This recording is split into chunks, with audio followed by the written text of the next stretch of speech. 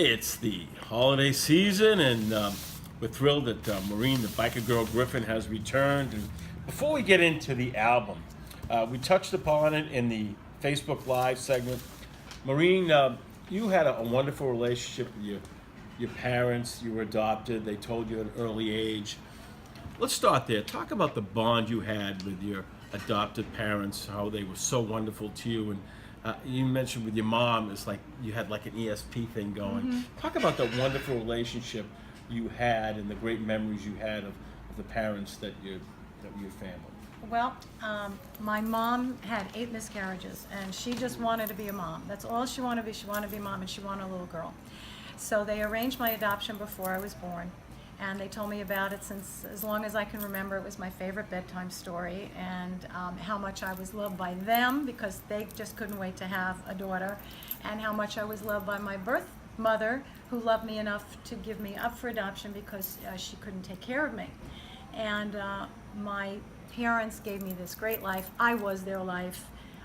My relatives, my cousins, I'm very close with my cousins. My cousins were like my brothers and sisters growing up.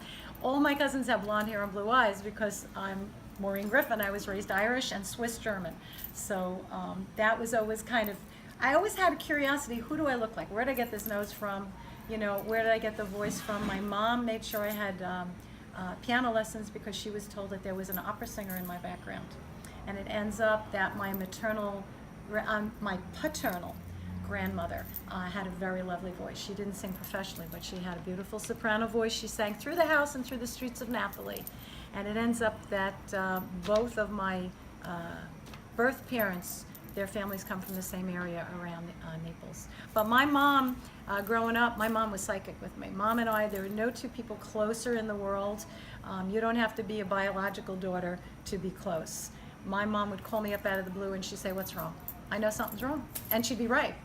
One time I was very nervous about a flight I was taking back from California, and they turned the plane around, and the engineers had to work on it for 3 hours while we waited.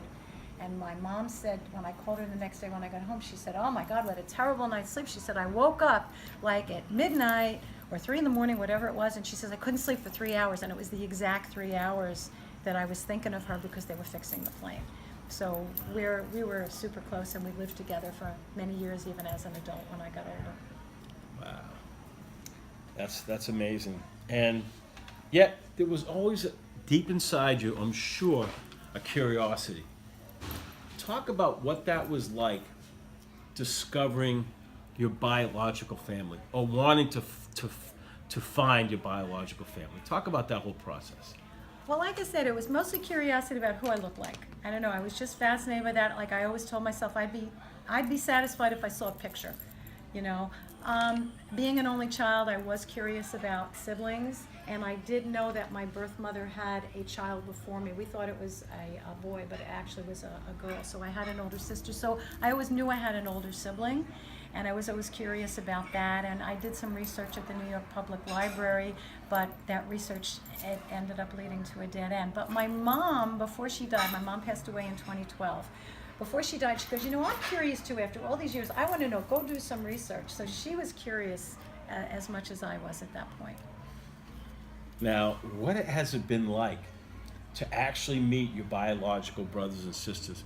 Talk about, and I mentioned before the show that it's uncanny how you look like some of them. Just talk about what that's been like for you. Well, I did the ancestry DNA, and a 4th cousin I was matched with is a genetic genealogist, so he did the research and he acted as the go-between. When he found them, he actually contacted them first to say, "Are you interested?" Because I said, I get it if they don't want to know me or they don't want to, you know, I respect that. Well, it ends up the most remarkable thing is that they are as excited as I am to have another sister. I'm like, they have so many siblings of their own, but for each has their own reason why they're excited to have another sister. So we've talked on the phone, we've texted back and forth. When my oldest sister in California and I started messengering and texting, we could tell from the beginning that we were like Siamese twins that were separated at birth. We're so much alike. She sings, she was a ballerina, she studied acting.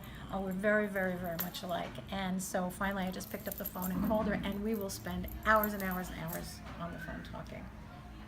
So this has really been, and talk about one of the meetings that you and your husband met, biological sister, and you just like clicked right away. When I met my baby sister, the littlest one, my husband was with me and her husband was with her. And when she walked in, she was exactly my height. She had my nose. She looked just like me, except she had blonde hair and blue eyes. And our husband said that when we laughed, we had the exact same laugh. When I met my sister, one sister and brother from my birth mother's side, when they walked into the room, my brother went white. He was white as a ghost. He started to shake. I'm evidently the spitting image of my birth mother. For as much as I looked like my birth father's side too, spitting image down to mannerisms. Like, I'll do something with my hands, oh my gosh, that's just what she would have done. And he still, when he sees me, we spent Thanksgiving morning together, and we're going to spend part of Christmas together. I've got a lot of traveling to do on Christmas this year to meet everybody, and I couldn't meet everybody, but whenever he sees me now, he has to say, this is my sister, not my mother. It's my sister, not my mother, because and even clothes I wear. And I came there with an apple pie when I first met them, and they said she always used to bake apple pies. And so it's really uncanny, some of the similarities. I know it had to be devastating losing your mom, but in some ways, hasn't finding a biological family kind of like filled the void? And it's like opened up so many great avenues for you, that to know that you have real blood out there, and there's already such a bond. Isn't it just, I can imagine, it's just an amazing, wonderful feeling? I never expected that they would be as excited as I am to meet and to have a bond, and we felt immediate bonds. A lot of us just right away felt it. Nothing's going to take the place of my mom. We were so close. My biological mother passed away a month before I got married, and that was right around the time that all this started happening, that my cousin started doing research. So I know they engineered this. And my mom told me before she died, she said, I will always be with you. I will never leave your side. So I know she's with me. You know, I got a chill just now. I know, and so I've got my biological mother up there. My biological fathers are up there. They say when you're adopted, you get 2 sets of spirit guides, because you've got all the families watching out for you. That's great, and we're going to do a holiday show in January at my friend Joe Cipriano's house, and I think it would be so amazing if some of your biological brothers and sisters could join you at that show. That would be amazing, Maureen. Well, I'm going to ask them. I respect their privacy, so if they don't want to do it, I absolutely respect it. They'll do it. But if they want to do it, I think that would be fabulous. Great. Now, what I admire about you is that, Maureen, you never sit still. You're always moving. You're an amazing performer. We can't wait to have you perform again at the Christmas party. But talk about your new album. The first song you did is amazing. I love hearing you sing. I love the way you put things together. So just talk about this. I love it. Well, like my first album, Biker Girl, I experiment with all different genres. This CD, I have a different band. Same, I record at Dare Studios. That's still the same. My bass player is different. My guitarist is different. I have pedal steel on this, and I also have some songs on here that have cello, violin. We have a lot of different genres. We have country. We have jazz song, which I'm going to do for you. Remember Peggy Lee? Sure. Remember Peggy Lee's Fever? Yeah. Well, this song I based on that whole feeling of the finger snaps. So I got a double bass, a stand-up bass player for that. It's just a fun. And of course, all the songs are true stories, as always.